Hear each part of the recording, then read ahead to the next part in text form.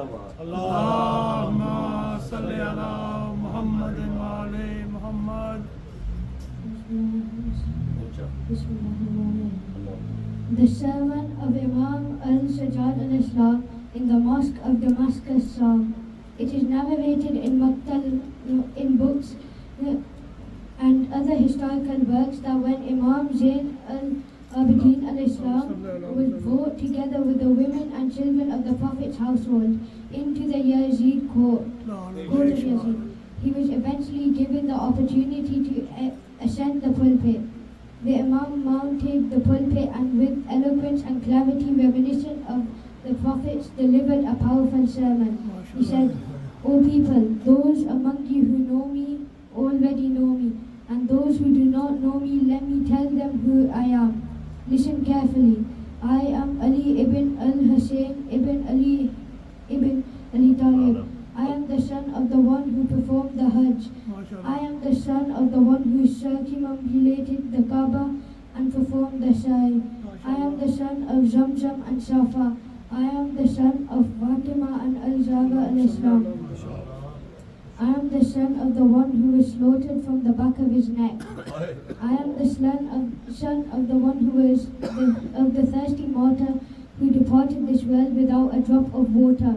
I am the son of the one from whom water was withheld, although Allah had made water lawful for all His creation. I am the grandson of Muhammad al-Mustafa sallallahu alaihi wasallam. I am the son of the one who was martyred in Karbala. I am the son of the one whose loyal companions now lie asleep beneath the earth. I am the son of the one whose family was taken captive. I am the son of the one whose innocent children were slaughtered without any crime or offense. I am the son of the one whose tents were set ablaze. I am the son of the one whose blessed head was raised upon a spear. I am the son of the one whose family was dishonored in Karbala. I am the son of the one whose body was left upon the plains of Karbala while his head was carried from city to city upon the points of spears. I am the son of the one who was surrounded by none but enemies. I am the son of the one whose family was taken captive and paraded until they reached Sham. I am the son of the one who was left without any helper or supporter. The Imam then continued, "O people, Allah has granted us 5 special distinctions. First, by Allah, it was our household that was visited by the angels and we are the source of prophethood and divine messengership. Second, Quranic verses were revealed concerning us, and through us people were guided. Third, courage is but a servant in our household. We have never feared the strength or power of anyone, and eloquence belongs to us. Whenever the eloquent take pride in their speech. Fourth, we are the straight path, Siratul Mustaqim, the center of guidance and the fountain of knowledge for whoever seeks it. Allah has placed love for us in the hearts of the believers. Fifth, our rank is exalted in both the heavens and the earth. Had it not been for us, Allah would not have created the world. Every honor is insignificant before our honor. Our followers shall be satisfied and quenched on the day of resurrection, while our enemies shall face misery and wretchedness." When the people heard these words from Imam Zain al-Abidin al-Islam, cries of grief arose from every side. They began to weep uncontrollably, beating their chests, and their voices echoed throughout the mosque. Seeing the emotional reaction of the people, Yazid became frightened that uprising might occur. He immediately ordered the Muezzin to begin the azan so that the Imam's sermon would be interrupted. The Muezzin proclaimed, "Allahu Akbar." The Imam replied, "You have proclaimed the greatness of the greatest being and declared the majesty of the most exalted. What you have said is the truth." The Muezzin continued, "Ashhadu an la ilaha illallah." The Imam responded, "I too bear witness to this testimony along with every witness, and I affirm it against every denier." Then the Muezzin declared, "Ashhadu anna Muhammadan Rasulullah." Upon hearing the blessed name of the Prophet sallallahu alaihi wasallam, Imam Ali ibn al-Hussein al-Islam burst into tears and turned to Yazid saying, O Yazid, I ask you in the name of Allah, tell me, was it Muhammad sallallahu alaihi wasallam my grandfather or yours? Yazid replied, he was your grandfather. The Imam then asked, if he was my grandfather, then why did you kill his family? Yazid had no answer. Overwhelmed and embarrassed, he left the gathering saying, I have no need for this prayer.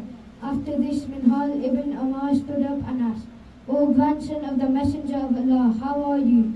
The Imam replied, O Minhal, how can you ask about the condition of one whose father has been brutally martyred, whose supporters have all been slain, who sees his family in captivity before his eyes, whose women have been stripped of their veils and coverings, who has neither protector nor helper?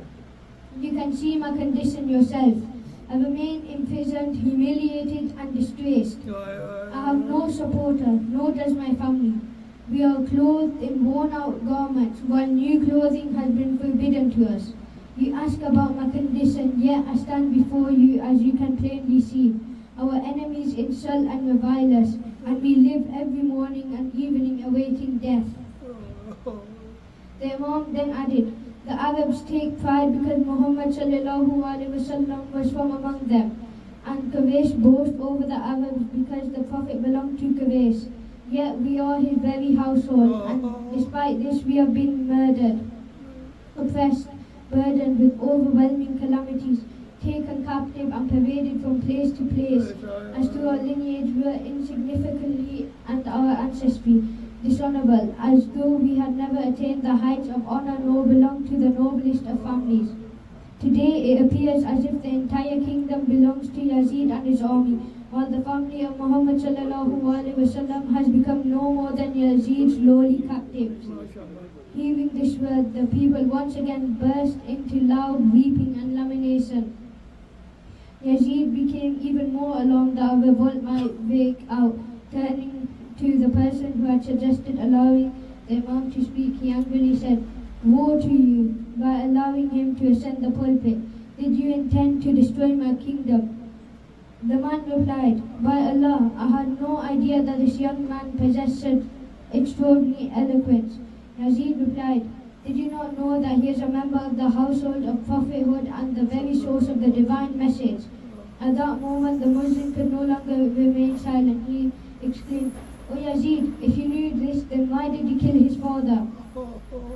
Hearing these words, Yazid flew into a rage and ordered, Strike off his head. Thus, according to the narration, the Muslim was sentenced to execution.